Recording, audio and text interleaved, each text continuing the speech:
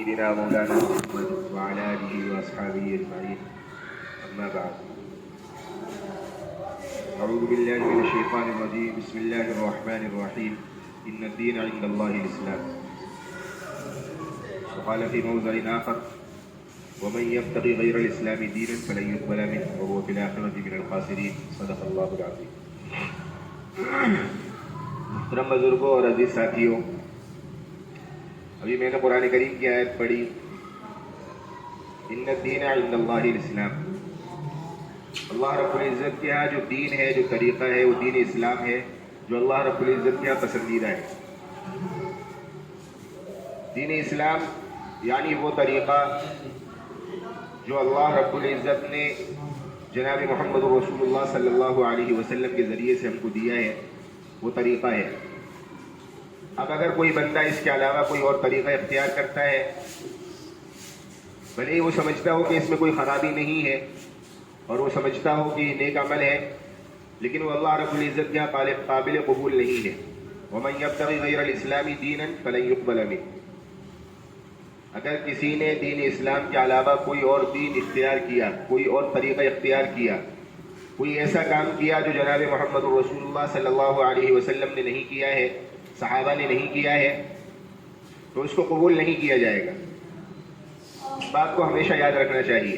اسی کے تعلق سے آج کا جو دن ہے اور دن کے بعد جو آنے والی رات ہے، شب برات، یقیناً یہ فضیلت والی رات ہے. اب اس رات کے اندر ان کاموں کو کرنا جو اللہ کے حبیب جناب محمد رسول اللہ صلی اللہ علیہ وسلم نے نہیں کیے، صحابہ نے نہیں کیے، اور ان کو دین سمجھ کر کرنا، اچھا سمجھ کر کرنا، یہ محض بیوقوفی اور بددینی ہے. اس کے علاوہ کچھ نہیں ہے. اس کے اوپر کوئی اجر ملنے والا نہیں ہے، بلکہ اللہ رب العزت کی جانب سے ان اعمال کے اوپر پھٹکار ملتی ہے، لعنتیں ملتی ہیں. جو لوگ جناب محمد رسول اللہ صلی اللہ علیہ وسلم کا سہارا لے کر، صحابہ کا سہارا لے کر نئے نئے کام ایسی راتوں کے اندر ایجاد کرتے ہیں. اولاً تو ہم دیکھیں کہ جو مسلمانوں کا معمول اور مزاج بنتا جا رہا ہے، یاد رکھیں کہ اسلام کے اندر خوشی اور تہوار دن کے اندر ہوتا ہے، رات کے اندر کوئی خوشی نہیں منائی جاتی. ہم یہ دیکھیں کہ شب برات یہ عبادت کی رات تو ہے، لیکن خوشی منانے کی رات نہیں ہے، بالکل بھی نہیں ہے. اور یہ مسلمانوں کا مزاج اور معمول بن چکا ہے. عورتیں ہوں، بچے ہوں، نوجوان لڑکے ہوں، اس رات کے لیے خاص طور سے کپڑے سلوائے جاتے ہیں، یہ سمجھ کر کہ اب شب برات آ رہی ہے، اس پہ ہمیں پہننا ہے. اور یہ عمل خوب کیا جا رہا ہے. کہ کس نے طریقہ بتلا دیا اور کس نے یہ طریقہ مسلمانوں کو بتلا دیا کہ اس رات کو جو ہے اب خوشی کی رات سمجھا جانے لگا. حالانکہ یہ رات تو عبادت کی رات ہے، اللہ رب العزت کو راضی کرنے کی رات ہے. اس رات میں اللہ رب العزت کی جانب سے مغفرت تقسیم ہوتی ہے، مغفرت بانٹی جاتی ہے. اللہ رب العزت اس رات میں بندوں کی مغفرت کرتا ہے. اس رات میں اگر توفیق ہو تو مغفرت مانگنی چاہیے.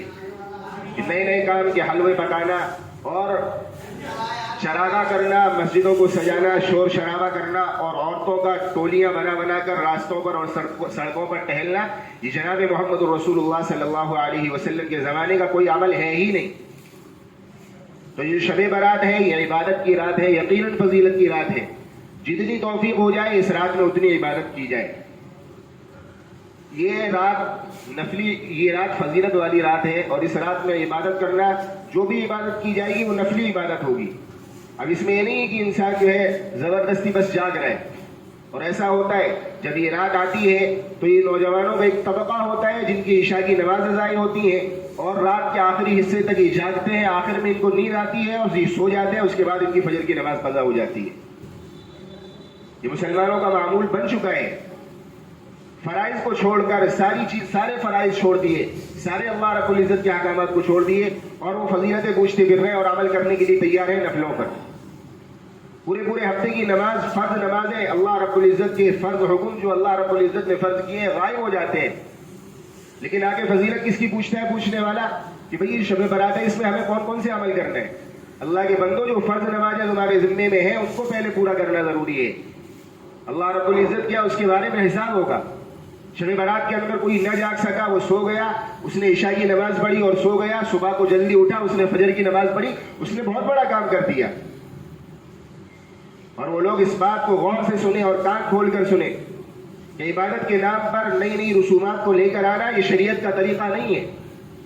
آپ علیہ الصلوۃ والسلام نے اس رات کی فضیلت جو بیان فرمائی کہ یہ رات ایسی ہے کہ اللہ رب العزت اس رات کے اندر قبیلہ کلب کے اندر جتنی بکریاں ہیں ان بکریوں کے اوپر جتنے بال ہیں اتنے لوگوں کی مغفرت اللہ رب العزت اس رات کے اندر فرماتا ہے.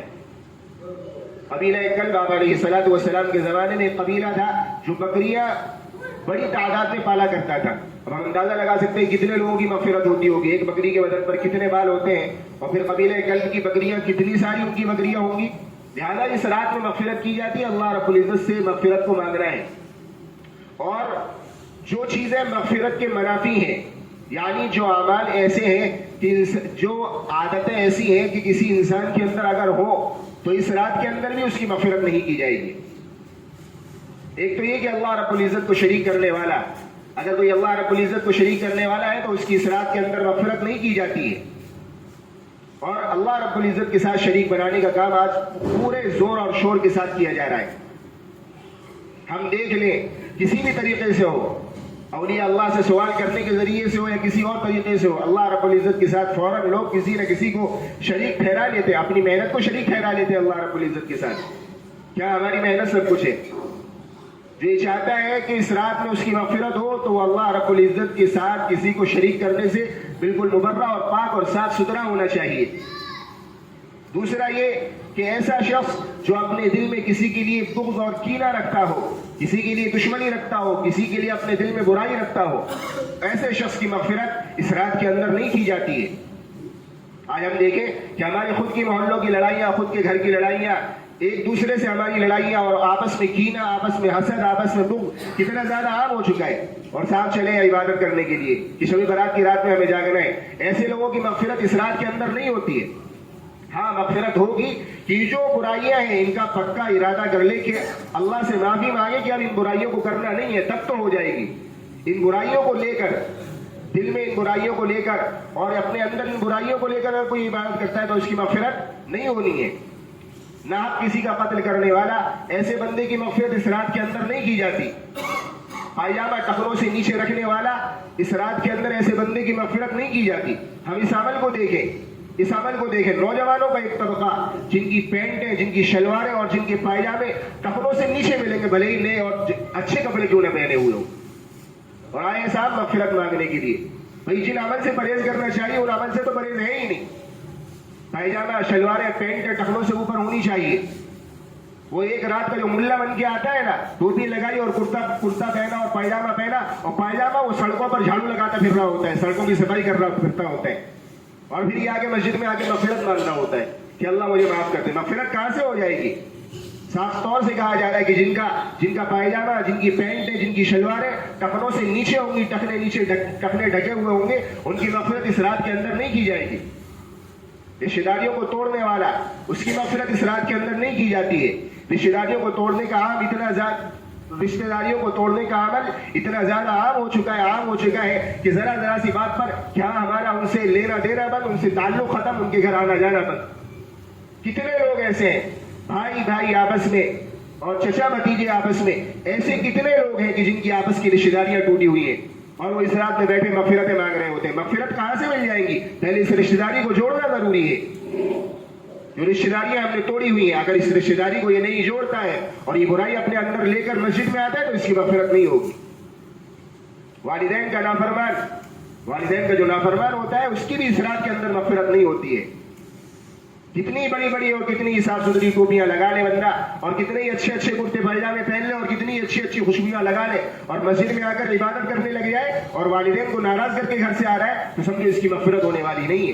جتنی چاہے اللہ رب العزت سے دعائیں مانگ لے, پہلے اس عمل کو چھوڑنا ہوگا, اس عمل کو ختم کرنا ہوگا. والدین کا نافرمان, اس کی اس رات کے اندر مغفرت نہیں کی جاتی.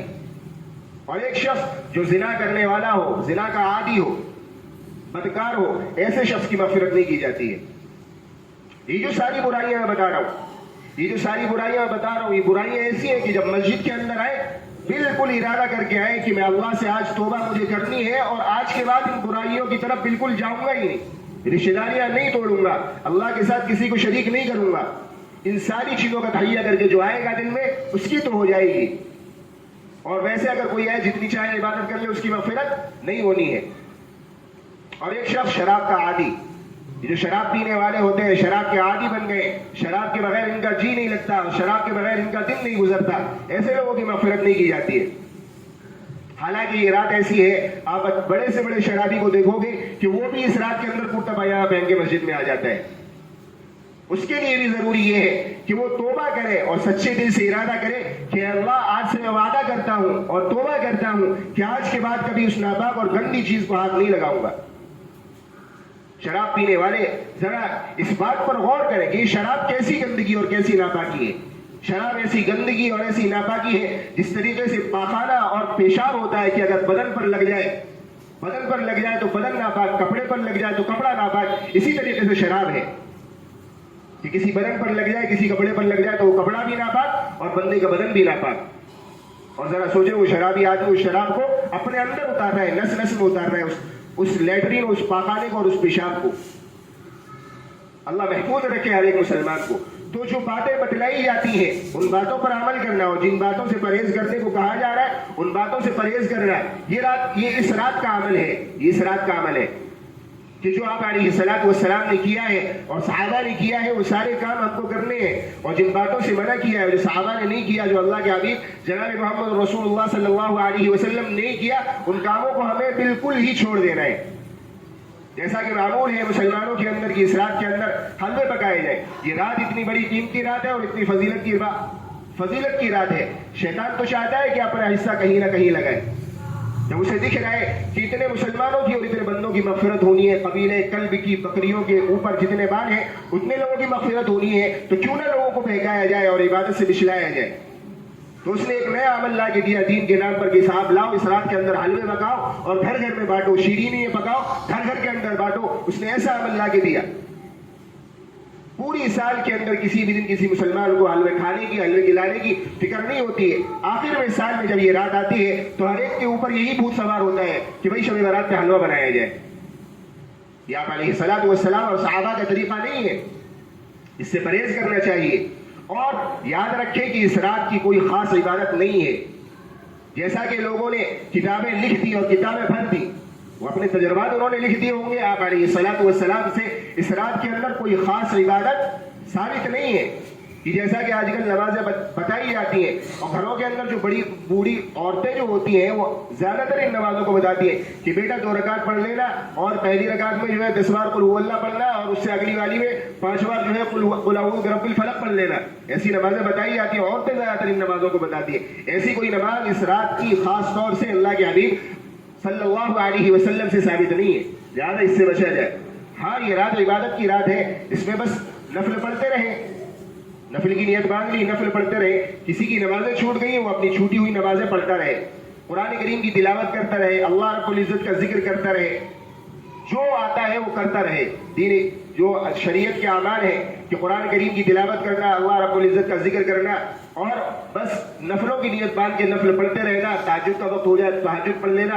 اگر فرصت ہو اور اللہ رب العزت اگر توفیق دے دے تو صلاۃ التسبیح کی نماز پڑھ لینا. اور اگر کسی کی نمازیں چھوٹ گئی ہیں, سب سے پہلے تو ہم یہ سوچیں کہ مسلمان جو ہے نفل نمازوں کے لیے اتنا بہرا جاتا ہے کہ بھئی اس رات میں ہمیں جاگنا ضروری ہے, جبکہ اس کی حالت دیکھو پورے ہفتے کی اور پورے پتہ نہیں کتنے دن ہو گئی ہے کہ ہفتے میں صرف جمعے کی نماز پڑھنے کے لیے تو آتے ہی ہیں مسلمان. عمومی طبقہ یہی ہے کہ جمعے کی نماز پڑھنے آتے ہیں. اس کے اوپر جو فرائض مسلط اللہ رب العزت نے کیے تھے, فرائض دیے تھے کہ ایک فرض نماز چھوڑنے کا جو عذاب اور وبال ہے کہ 2,88,00,000 برس اس کو جہنم میں ڈلنا پڑے گا ایک نماز کے بدلے میں, اگر اللہ رب العزت نے معاف نہ کیا.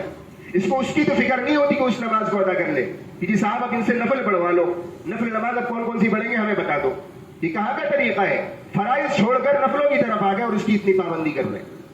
فرائض اصل ہے. یہ اللہ رب العزت جو آج ناراض بیٹھا ہے, اللہ رب العزت جو ہم سے ناراض ہے اور مسلمان جو تنزلی کی طرف جا رہے ہیں, اس کی سب سے بڑی وجہ یہ ہے کہ مسلمانوں نے فرائض چھوڑ دیے, ان پر عمل کرنا چھوڑ دیا اور نفلوں کی طرف اتنی تیزی سے بھاگتے ہوئے آتے صرف ایک رات کے لیے, ایک رات کے مسلمان.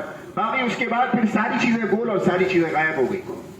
لہٰذا جو اعمال جناب محمد رسول اللہ صلی اللہ علیہ وسلم نے کیے ہیں ان اعمال کو کرنا چاہیے. اب بات آتی ہے کہ 15 شعبان کا روزہ, کہ اس رات کے بعد جو اگلا دن آتا ہے 15 شعبان کا, اس میں روزہ رکھنا کیسا ہے, اس میں روزہ رکھنا چاہیے نہیں رکھنا چاہیے. تو بات یہ ہے کہ آپ علیہ الصلوۃ والسلام کی سنت یہ نہیں ہے کہ 15 شعبان کا روزہ رکھا جائے. آپ علیہ الصلوۃ والسلام کی سنت یہ ہے کہ آپ علیہ الصلوۃ والسلام ہر مہینے میں ایام بیض کے روزے رکھا کرتے تھے. ایام بیض کہتے ہیں اردو مہینے کی 13, 14, 15 تاریخ, یہ 3 روزے آپ علیہ الصلوۃ والسلام ہر مہینے رکھا کرتے تھے. اب اگر کوئی بندہ آپ علیہ الصلوۃ والسلام کی پیروی کرتے ہوئے 13 کا روزہ رکھے, 14 کا روزہ رکھے اور 15 کا بھی رکھے تو اس کو یقیناً اس روزے کی فضیلت حاصل ہوگی, یقیناً اس کو اجر و ثواب ملے گا. اور اگر کوئی شخص یہ سمجھے کہ 15 شعبان کا روزہ رکھنا ہی آپ علیہ الصلوۃ والسلام کی سنت ہے صرف, تو یہ غلط ہے. 15 شعبان کی روزے کی کوئی خاص فضیلت حدیث کے اندر نہیں ہے. ایام بیض کے اگر کوئی روزے رکھتا ہے, 13 اور 14 کا روزہ رکھا, پھر 15 کا بھی روزہ رکھ لیا, تو اس کو فضیلت حاصل ہوگی جو آپ علیہ الصلوۃ والسلام رکھا کرتے تھے. لہذا صرف 15 شعبان کا روزہ رکھنا سنت سمجھ کر یہ صحیح نہیں ہے. ایام بیض کے روزے رکھنے والا اگر کوئی ہے, جیسا کہ محلات میں کوئی اور چند لوگ ہی ایسے ہوتے ہیں جو مہینے کے اندر ایام بیض کے روزے رکھتے ہیں, 13 اور 14 اور 15 تاریخ کے وہ رکھ رہے ہیں تو وہ آرام سے رکھے, 15 کا بھی رکھے, انہوں نے 13 اور 14 کا رکھا ہے, ان کے لیے کوئی حرج اور کوئی نقصان کی بات نہیں ہے. تو روزہ رکھنے کا مسئلہ تو یوں ہے. اور یاد رکھیں کہ اس رات کی کوئی خاص عبادت نہیں, روزے کا مسئلہ یوں ہے. اور رات میں قبرستان جانا, آج کل تو معمول یہ بن گیا اور ماحول یہ بن گیا ہے کہ لوگوں نے اتنا غلو کر دیا کہ قبرستانوں میں اب لائٹنگ کر دی جاتی ہے, قبرستانوں کو سجا دیا جاتا ہے. جبکہ ایمان والے کا حال یوں ہونا چاہیے کہ آپ علیہ الصلوۃ والسلام کے عمل سے عمل ملا ہوا ہونا چاہیے ایمان والے کا. احادیث کے پورے ذخیرے میں آپ علیہ الصلوۃ والسلام سے 15 شعبان کی رات میں قبرستان جانا صرف ایک مرتبہ ثابت ہے. ایک مرتبہ آپ علیہ الصلوۃ والسلام قبرستان گئے ہیں. تو میرے محترم بزرگوں دوستو, یہ بات ہم یاد رکھیں کہ آپ علیہ الصلوۃ والسلام ایک مرتبہ جب 15 شعبان کو شب برات میں قبرستان گئے ہیں تو ہم بھی ایک مرتبہ چلے جائیں. اب یہ کیا معمول بنا دینا کہ ہر سال جب بھی 15 شعبان آئے گی تو ہمیں قبرستانوں میں جا کر چکریں لگانا ہے اور ان کو آباد کرنا ہے. یہ کس کا طریقہ ہو گیا؟ آپ علیہ الصلوۃ والسلام ایک مرتبہ گئے ہیں تو عمل اس حدیث پر اور اس عمل پر اس طریقے سے کرنا ہے تاکہ آپ علیہ الصلوۃ والسلام کی پیروی ہو جائے کہ اس عمل کی پابندی نہیں کرنا ہر سال, بلکہ عمل اس طریقے سے کرنا ہے کہ ایک سال چلے گئے قبرستان, اگلی سال نہیں گئے, پھر اس سے اگلی سال چلے گئے. کیونکہ آپ علیہ الصلوۃ والسلام سے صرف ایک ہی مرتبہ جانا تو ثابت ہے قبرستان میں شب برات میں. لہٰذا جو عمل جس طریقے سے آپ علیہ الصلوۃ والسلام سے ثابت ہے اسی طریقے سے کرنا چاہیے. اور انہی ساری باتوں پر عمل کرنے کا نام دین اسلام اور شریعت ہے. غیروں کے طریقوں پر آ جانا اور خوشیاں منانا, اس کی کوئی اثر اور اس کا کوئی ثبوت شریعت کے اندر ہمیں نہیں ملتا. تو آپ علیہ الصلوۃ والسلام کی مکمل پیروی کرنے کا نام شریعت اسلام پر عمل کرنا ہے, اور آپ علیہ الصلوۃ والسلام کی سنتوں کو زندہ کرنا اسی کا نام ہے.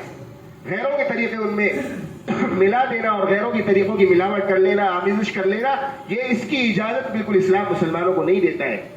ہم ان ساری چیزوں پر غور کریں اور ان ساری چیزوں پر عمل بھی کریں. ایسا نہیں کہ یہ باتیں بس بتا دی جاتی ہیں اور بتا دی اور ختم ہو گئی, بلکہ یہ باتیں عمل میں لانے کے لیے بتلائی جاتی ہیں, عمل میں لانے کے لیے بتلائی جاتی ہیں. اور اس رات میں جاگنے کے لیے کسی پر کوئی زبردستی بھی نہیں ہے, کوئی زبردستی نہیں ہے. جاگ سکتے ہو, توفیق ہے, اور تمہیں اتنا یقین ہے کہ ہاں میں پوری رات جاگ لوں گا اور اللہ کی عبادت کروں گا اور صبح کو جو ہے فجر کی نماز پڑھ کر اپنے گھر جاؤں گا, تب تو ٹھیک ہے. ورنہ ایسا نہ ہو کہ فرض ہی لوگوں کے قضا ہو جائے, اور ایسا ہوتا ہے, اکثر ہوتا ہے. عشاء اور فجر کی نماز زیادہ تر لوگوں کی چھوٹتی ہیں, یہ فرض احکامات لوگوں کے چھوٹ جاتے ہیں. لہذا ان ساری چیزوں پر عمل کرنا ہے ہمیں دیکھتے ہوئے اور دھیان رکھتے ہوئے کہ ہم کیا کر رہے ہیں, اور مسلمانوں میں ایک رواج اور عام ہو گیا, پتہ نہیں کہاں سے آ گیا کہ آتش بازی, یہ پٹاخے پھوڑنا اور یہ ساری چیزیں کرنا اس رات کے اندر, یہ کہاں سے ثابت ہے؟ یہ کس نے کہہ دیا؟ اور کس نے بتلا دیا؟ یاد رکھیں جو بچوں کے والدین ہیں وہ خاص طور سے آج کی رات میں اپنے بچوں پر نظر یہ رکھیں کہ ان کے بچے ایسی حرکت بالکل نہ کریں, خاص طور سے نظر رکھیں. کیونکہ یہ جو بچے ہوتے ہیں پیسے لے کر اپنے والدین سے جاتے ہیں جب کوئی چیز خریدنے جاتے ہیں, تو یہ یاد رکھیں اور نگاہ داشت رکھیں اور اپنی نظروں میں رکھیں کہ بچہ کیا کر رہا ہے. ایسا نہ ہو, بس اوقات ایسا نہیں ہوتا ہے کہ عبادت کرنے والے مسجد کے اندر عبادت کر رہا اور باہر جو ہے بچے شور مچا رہے ہیں. اور بہتر طریقہ تو یہ ہے اگر کہ اپنے بچوں کو ساتھ میں لے کر آنا ہے, بچوں کو اگر مسجد میں آنا ہے تو بچے کے والدین جو ہے بچوں کے سرپرست اپنے ساتھ ان کو لے کر آئے, اپنے ساتھ اپنی ذمہ داری میں لے کر آئے, تاکہ ٹوکنے کا اگر مسئلہ ہے, روکنے کا مسئلہ ہے, اگر کوئی شرارت وہ کرتے ہیں, شور شرابہ کرتے ہیں, تو خود ہی ٹوک دیں اور خود ہی ان کو شور شرابے سے روک دیں. ورنہ یہ چیزیں جو ہے فتنے کا اندیشہ بن جاتی ہیں. ہوتا یوں ہے کہ لوگ جو ہے اس کو خوشی کا موقع سمجھتے ہیں اور کچھ عبادت کرنے والے مسجد میں عبادت کر رہے ہوتے ہیں اور جو شور شرابہ کرنے والے بچے ہوتے ہیں ان کے والدین تو آرام سے اپنے گھروں کے اندر سو رہے ہوتے ہیں اور ان کے بچے باہر کیا گل کھلا رہے ہیں کتنا شور مچا رہے ہیں ان کو کوئی پرواہ نہیں ہے. لہٰذا بچوں پہ نظر رکھے بچوں والے جو حضرات ہیں. اللہ ہمیں ان ساری باتوں پر عمل کرنے کی توفیق نصیب فرمائے. جن حضرات نے سنت نہیں پڑھی وہ سنتیں پڑھ لیں.